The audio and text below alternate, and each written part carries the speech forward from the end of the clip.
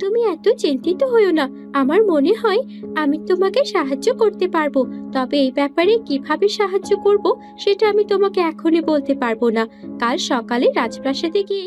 এসব আবার কেমন কথা? ওর যদি সাহস থাকে আর শক্তি থাকে, তাহলে যুদ্ধক্ষেত্রে যুদ্ধ করতেই বা ভয় কিসের? এভাবেই তারা কথা বলছিল। এভাবেই সারা দিন পেরিয়ে রাত হয়ে যায়। অন্যদিকে সকাল হয়ে যায়। সকাল হতেই মায়াদের রাজ্যের সব সিপাহীরা প্রস্তুতি নিতে শুরু করে, কারণ আজ রাজকন্যা সোনালী, রানী পরী এবং রাজা বিক্রম বিক্রমপুর রাজ্যে ফিরে যাবে। আপনারা আরো কয়েকদিন থেকে গেলেই পারতেন। রাজকন্যা সোনালীকে তো আমি ভালো মন্দ কিছু রান্না করে খাওয়াতেই পারলাম না। কি যে বলছেন? এই 2 দিনে আমি এত মজাদার খাবার খেয়েছি যে আমি চাইলেও এগুলো ভুলে থাকতে পারবো না। মনে হচ্ছে ওজনও বেড়ে গেছে। তুমি সবসময় বেশি বেশি ভালো কথা বলছো, কিন্তু তোমাকে এই 2-3 দিনের জন্য রাজ্যে দেখে আমার একদমই মন ভরেনি। আবার এসো। সময় পেলে আমরা আবার চলে আসব, কোনো চিন্তা করো না। রানী সাহেবা কোথায়? তার কাছ থেকে বিদায় নিয়ে আমরা বরং বেরিয়ে পড়ি। আর দেরি করলে চলবে না, আমাদেরকে আবার বিকেলের মধ্যেই রাজপ্রাসাদে পৌঁছতে হবে। এর মধ্যে সিপাহীদেরকে দিয়ে কণিকা তো অনেকবার খবর পাঠিয়েছে। ঠিক বলেছ, সে তো আবার সোনালীকে চোখে হারায়। ও হ্যাঁ, আমাকেও যেতে হবে, আমার পরিরাজ্যে ফিরে যেতে হবে। বিক্রম, আমি ভাবছি তুমি আর রাজকন্যা তোমাদের বিক্রমপুর রাজ্যে চলে যাও, আমি এখান থেকেই পরিরাজ্যের উদ্দেশ্যে চলে যাব। সে কি, তুমি আজই পরিরাজ্যের উদ্দেশ্যে রওনা হবে? আবার কবে আসবে? তুমি তো একবার পরিরাজ্যে গেলে আমাদের কথা ভুলেই যাও। আরে চিন্তা করো না, এবার খুব তাড়াতাড়ি ফিরে আসবো। রাজ্যে কিছু কাজ আছে, সেগুলো হয়ে গেলে আর দেরি করতে হবে না। আমি ভাবছি অন্য কাউকে বা কোনো পরীকে আমার পরিরাজ্যের দায়িত্ব দিয়ে দেব। একা একা এত কাজ সামলাতে আর ভালো লাগে না। রানীপুরীর এই কথা শুনে মায়া কিছুটা চিন্তিত হয়।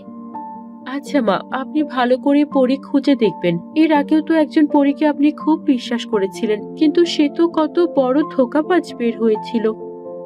সেটাই, আমিও চাই তুমি আরো বেশি সতর্ক অবলম্বন করো পরীদের শক্তি দেওয়ার ক্ষেত্রে। তুমি তো সহজেই সকলকে বিশ্বাস করে নাও। একবার আমার শিক্ষা হয়েছে, এখন এমন ভুল আর দ্বিতীয়বার হবে না। ঠিক আছে, এখন তাহলে আমি চললাম। তোমরা তাহলে বিক্রমপুর রাজ্যের উদ্দেশ্যে চলে যাও। কোথায় আমার রাজকন্যা আর রাজকুমার? কোথায়? ওদেরকে শেষবারের মতো দেখে নেই, কতদিন পর আবার দেখা হবে কে জানে। এই তো নানু, আমি এখানে আছি। আমার আপনার কথা খুব মনে পড়বে। তাড়াতাড়ি ফিরে আসবেন। আমার অনেক জাদুবিদ্যা শেখার আছে আপনার কাছ থেকে। এবার তো ভালো করে আমরা জাদুবিদ্যা শিখতেই পারলাম না। ঠিক বলেছো, এক কাজ করলেও তো পারো। তুমি আমার সাথে পরিরাজ্যে চলে এসো, সেখানে থেকে তুমি আরো ভালো করে জাদুবিদ্যা শিখতে পারবে। আরে বাহ, এটা তো খুব ভালো বুদ্ধি। আমি চিন্তা করে দেখব। সুযোগ পেলে আর আমার পাঠশালার পড়া শেষ হলে আমি অবশ্যই যাব। মা, আপনার কোনো আপত্তি নেই তো? না না, এতে আমার আপত্তি কিসের থাকবে। এর মধ্যেই রাজকুমার নিলয় সেখানে চলে আসে। অন্যদিকে কুসুমের রাজ্যে কুসুম সারা রাত পেরিয়ে যায়, তার বাবা মায়ের সাথে যোগাযোগ হয় না। সে চিন্তায় পড়ে যায়। কি হলো? আমি জাদুর আয়নায় এতবার চেষ্টা করলাম, কিন্তু আমার বাবা মায়ের সাথে কেন যোগাযোগ করতে পারলাম না? বাবা মা কোথায় আছে? তারা ঠিক আছে তো? জাদুর আয়না আবার ধরা পড়ে যায়নি তো? এভাবে কুসুম চিন্তিত হতে থাকে। এমন সময় তার রাজকন্যা বিশাখা সেখানে আসে। মা, তোমাকে খুব চিন্তিত মনে হচ্ছে। কিছু হয়েছে? না না, কি আর হবে, কিছুই হয়নি। তোমার কিছু বলার থাকলে বলে যাও আমাকে, তা না হলে রাজ্যের অনেক কাজ আছে, আমাকে কাজে যেতে হবে। না, আমার তেমন কোনো কাজ নেই মা। তবে আজ আমি চাইছিলাম জাদুবিদ্যা শিখতে যাব না, আমার রাজকক্ষেই বসে থাকবো। শরীরটা তেমন ভালো লাগছে না। কই দেখি কিছু হয়েছে কিনা। রানী কুসুম খুব চিন্তিত হয়ে পড়ে তার রাজকন্যা বিশাখাকে নিয়ে। সে যেমনই হোক, কিন্তু তার মেয়েকে খুব ভালোবাসতো। রাজকন্যা বিশাখা এই ব্যবহার দেখে কিছুটা চিন্তিত হয়ে পড়ে। সে মনে মনে চিন্তা করে, আমি কি মাকে শুধু শুধুই সন্দেহ করছি? আমার সেই লাল রঙের নথি পরা কি ঠিক হবে? আমার এতটুকু অসুস্থতার মিথ্যে কথা শুনেও সে কেমন চিন্তিত হয়ে পড়ছে।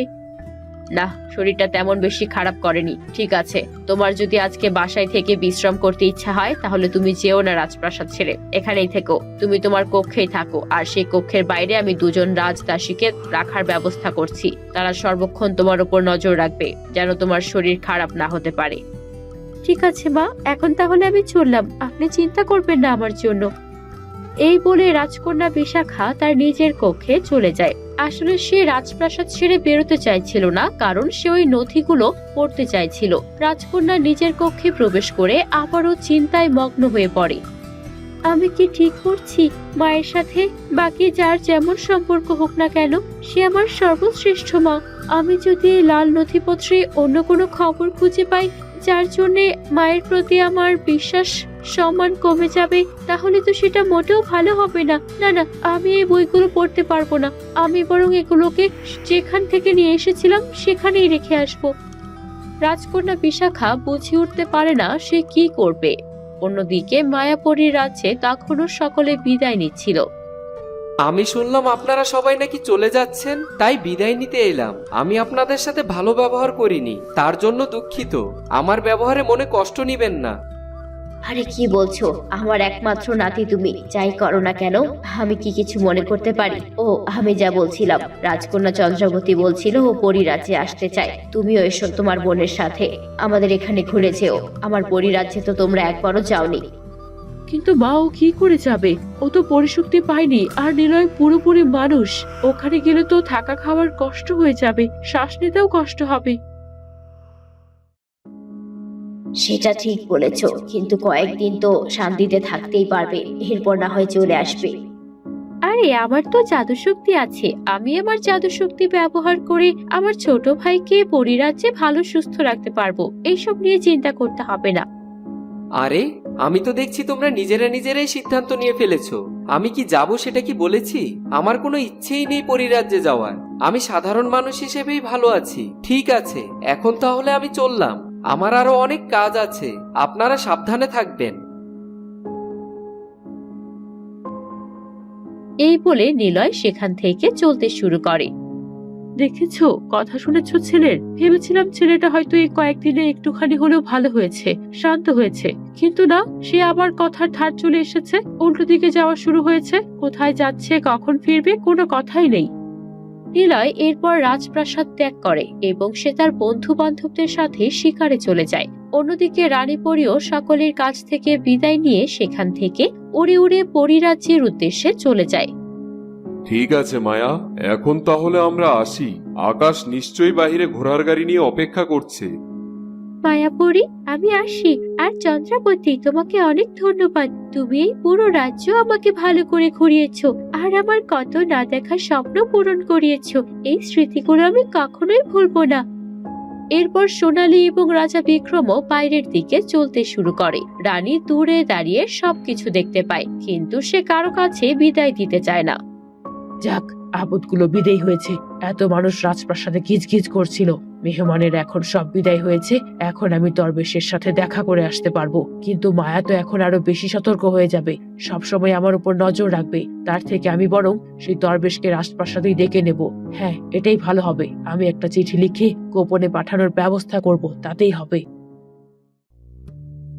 অন্যদিকে রাজামশাই সিরাজ এবং রানী কণিকা তারা দুজন রানী বিথিকাকে সহি সালামতে তার মায়ের রাজ্যে রেখে আসে এবং মিরাজের মাকে দোষী হিসেবে জেলখানায় বন্দি করে রেখে দেয়।